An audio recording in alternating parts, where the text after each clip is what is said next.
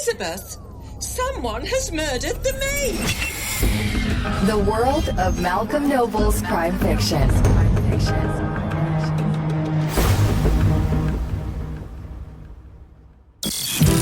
Lizzie Waldron's Radio Casebook. Mother, I couldn't help it. I had to do it. I was sitting here all the time thinking, this is my house. You will allow that. It is my house. And she was just the maid. I know that things have changed, moved on since the war. A maid these days treats the house as her own. She thinks she's an equal. And here was the evidence. It was staring at me like some blatant truth, and I couldn't take my eyes off it. I didn't think I was doing wrong. Something secret, perhaps, but nothing wrong. I thought I must make things right, as they ought to be.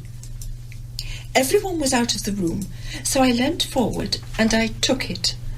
I know it sounds dreadful now, because the poor girl's dead, but at the time, you understand, why should she have an extra cake, and a chocolate cake at that?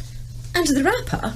It was too gooey, left a smudge on the plate, and you all would have known, so I swapped the plates. Good grief. Yeah, you've done a rehearsal tonight. How has the rehearsal gone? You're obviously doing it under the auspice of the author. Yes. How did it go? I think it went really well. Like, Malcolm writes it and then gets us to perform it and add our own little sort of bits in, like for the character. Obviously not straying from the script, but he likes to see how we develop it as we're reading it. So yeah. Yeah, so it's very well written, but it's a lot of the characterisations are left up to the various actors, which is very nice. I mean, in some instances when you've got a writer or a director, they know exactly how they want the characters to be played. Malcolm's quite different in that way. He actually, gives a little bit of license to the person that's sort of acting. Obviously, if he thought it wasn't working, or he would say. But I think one of the nice things about the plays is that as you read them, the characters come out to you, so you can sort of see how they need to be played in what way, because it's actually in the script to sort of with how they speak and how they interact with the other characters, that actually how the character will be formed. So it's nice when we get to play different characters each time we do a script, because then I don't have to do the same voice all the time, so I can do different accents, which is nice for me, because one of the things I'd like to be is a voice actor at some point, and it sort of gives me a chance to just try different voices out, which I enjoy. But I think Malcolm was quite pleased with the read-through, and I think he's quite happy with how it went. And so we had a couple of. I think we're going to have another rehearsal next week, just to consolidate everything that we've done tonight. So yes, it's very good. On air on 102.3 FM and online at www.harbourfm.co.uk. 102.3 HFM. Is your Dorothea off colour? She says, as bold as you like. And without so much as how's your father, she plonks a paper bag on the counter. She says, these eggs aren't brown, she says. They're off beige. Off beige? Now, I don't know about you, Henry Arrow. I'm all but for saying to her, this is Norman Berry's fruit and potato shop. You're not in Harrods now. When she takes one out and presses it under my nose like I want to smell it. Well, I said to her, we have brown eggs and white eggs, and if they're not white, they're brown. Our Dorothy is very sorry about her eggs, but her eggs are the best she can do. Well, we're no sooner done with that than she starts on beans. She says, up the road does beans for 4p cheaper, she says. So, says I, you'd better go there then. And she says, they haven't got any. Well, says I, our Norman does his 4p cheaper when he hasn't got any, but when he's got some, they're the price as you see them. I don't like that woman, Henry. She came in here wanting to know what to make of the place. I could see her looking all around as she talked. And, let's not go near artichokes. She says, the artichokes in this shop are nobody's business, she says.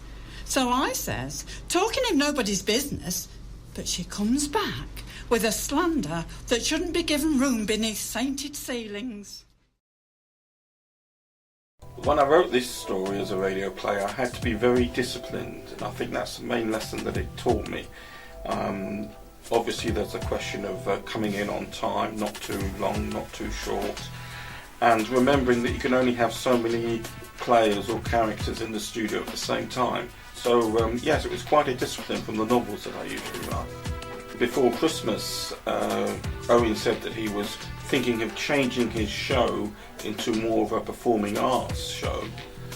So I suggested to him then that it might be a good idea to have a go with a radio play. And I looked at home and I had a discarded short story which I thought would lend itself very nicely to the project, and I'm very pleased with how it turned out.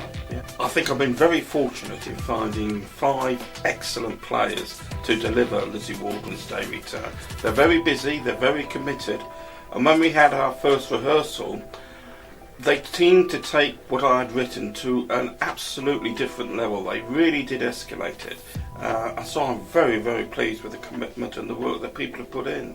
When I got to work on it, what I was just trying to deliver was old-time radio, where there wasn't too much production input, but still a very good story, I hope, with a genuine puzzle in it, a genuine whodunit, and I hope that we've delivered that.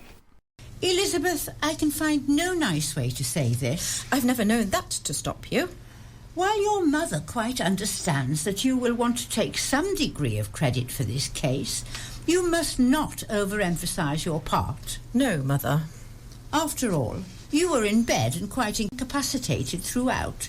It was your mother who did most of the investigating. Quite so, Mother.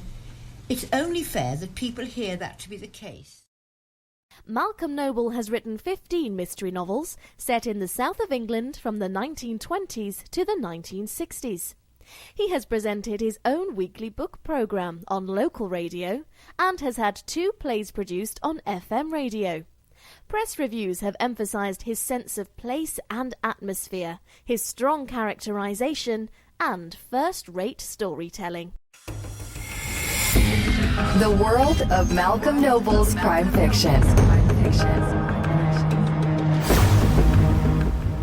You heard Viv Crowther reading from Lizzie Waldron and the Dead Sitting Room, and Mary Orton reading from Lizzie Waldron's Bedside Murder, while Chris Pryor and Kate Gamble read the closing lines of the same play. Owen Brooks of HFM interviewed Kate and Jack Gamble for his fortnightly radio show, Thursday evenings at 7 p.m. My interview was part of an Alex Murray film for Eyesight Productions. I need to thank Emily Brooks for the voiceover and HFM for allowing me to use the clips. My name is Malcolm Noble, and I hope that you'll come back for more snippets from my murder stories.